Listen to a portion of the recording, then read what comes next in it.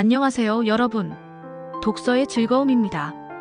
오늘은 여러분의 삶을 바꾸고 세계를 뒤흔드는 숨겨진 반도체 전쟁에 대해 이야기해 보려고 합니다. 바로 반도체 전쟁, 치버입니다. 스마트폰, 컴퓨터, 자동차, 심지어 군사 무기까지 이 모든 것의 핵심에는 작은 칩 하나가 있습니다. 이 칩 하나가 세계 경제와 안보를 좌우하고 강대국들 간의 치열한 패권 다툼을 일으키고 있다면 믿으시겠습니까?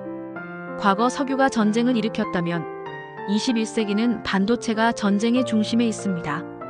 이 영상에서는 반도체가 어떻게 탄생했고 왜 전 세계가 이 작은 칩을 두고 치열한 싸움을 벌이는지, 그리고 대한민국이 이 전쟁에서 어떤 위치에 있는지 낱낱이 파헤쳐 보겠습니다. 자, 지금부터 반도체 전쟁의 흥미진진한 이야기를 함께 떠나볼까요? 이 영상을 끝까지 보시고 구독과 좋아요 잊지 말아주세요. 여러분의 응원이 저희에게 큰 힘이 됩니다. 섹션 1, 반도체의 탄생과 군사적 기원. 여러분, 반도체가 처음 만들어진 이유가 뭔지 아시나요? 스마트폰이나 컴퓨터가 아니라 바로 전쟁 때문입니다. 1940년대 제2차 세계대전 당시 폭격기 조종사들은 목표물을 정확히 맞추기 위해 기계식 조준기를 사용했지만 정확도가 떨어졌습니다. 바람, 고도, 속도 같은 변수를 계산하는 데 한계가 있었죠.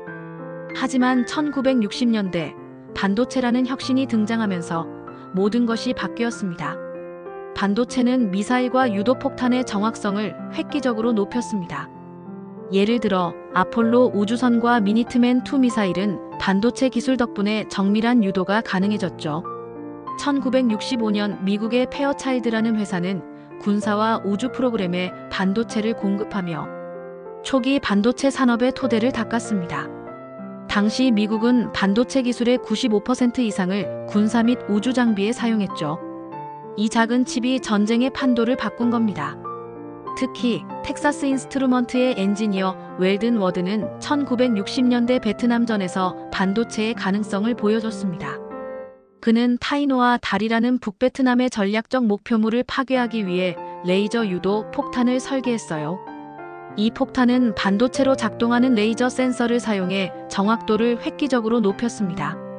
1972년 이 기술로 단 24발의 폭탄으로 타이노와 다리를 완전히 파괴했죠. 과거 수백 발을 쏴도 실패했던 일이 반도체 덕분에 가능해진 겁니다.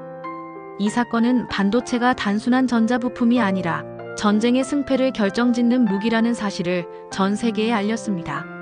섹션 2, 반도체 전쟁의 시작, 소련과 일본의 도전. 반도체의 중요성을 깨달은 강대국들은 이 기술을 차지하기 위해 치열한 경쟁에 뛰어들었습니다. 특히 소련은 미국의 반도체 기술을 따라잡기 위해 스파이 활동에 나섰죠. 1982년 북대서양에서 발견된 소련의 감청 부표는 텍사스 인스트루먼트의 반도체를 완벽히 복제한 칩을 탑재하고 있었습니다.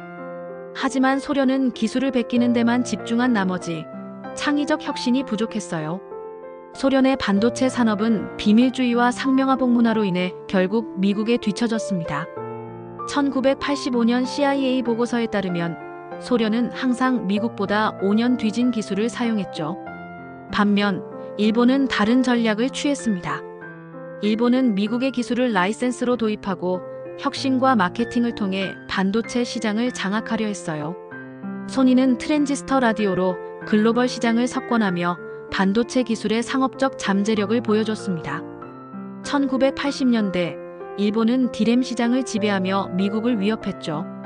하지만 일본은 오만함의 대가를 치렀습니다.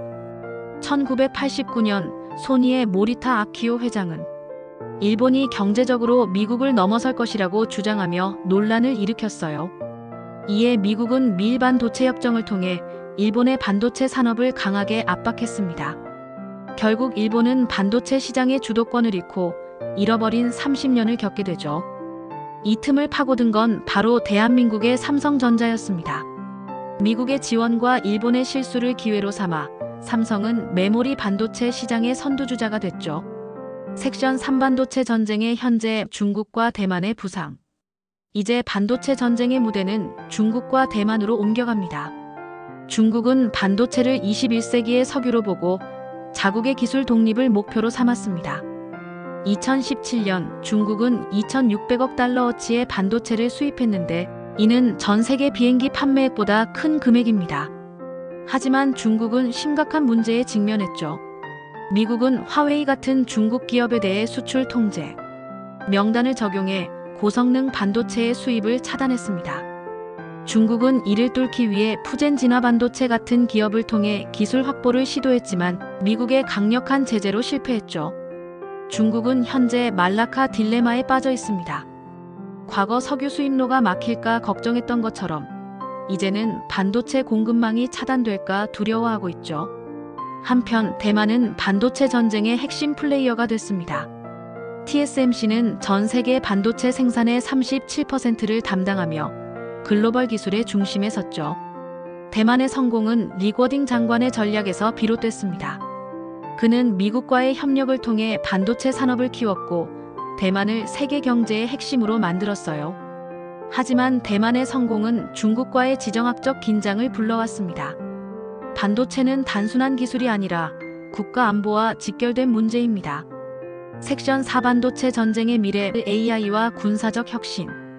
이제 반도체 전쟁은 인공지능 AI과 군사기술로 확장되고 있습니다. 엔비디아는 GPU 그래픽 처리 장치를 통해 AI 혁신을 이끌고 있죠.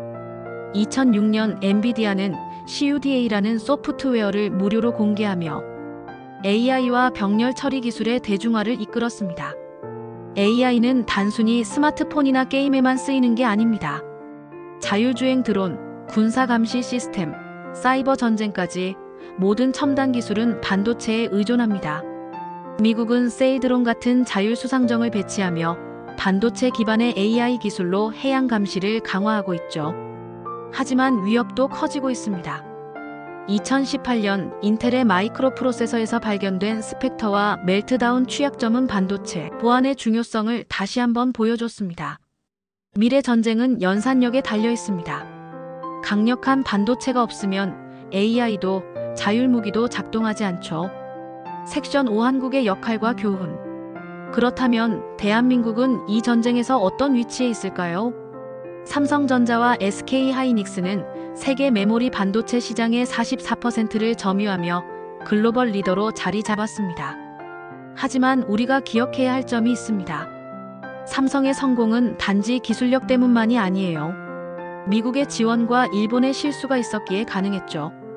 일본은 1980년대 오만함으로 인해 반도체 패권을 잃었고 잃어버린 30년을 겪었습니다. 우리는 이를 반면교사로 삼아야 합니다. 미국은 우방을 돕지만 위협이 되면 가차없이 제재합니다. 한국은 미국과의 협력을 유지하면서도 윈윈 전략으로 실익을 챙겨야 합니다. 반도체 전쟁은 단순한 기술 경쟁이 아닙니다.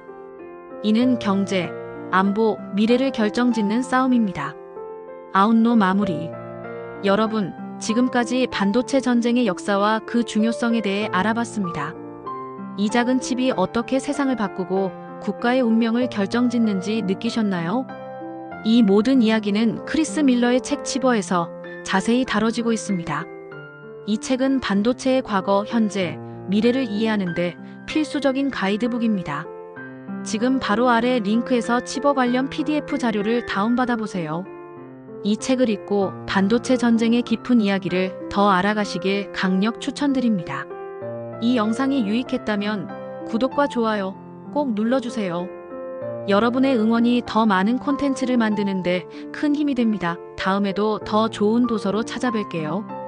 안녕히 계세요.